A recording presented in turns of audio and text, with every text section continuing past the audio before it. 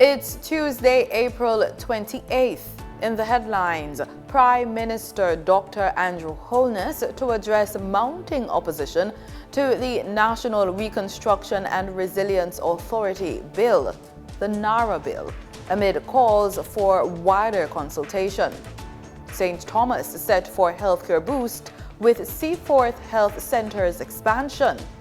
In business news, search is on for a new Bank of Jamaica governor. Regionally, Barbados and Venezuela deepen bilateral ties. And in sports, Oblique Seville and Kishane Thompson withdraw from World Relays.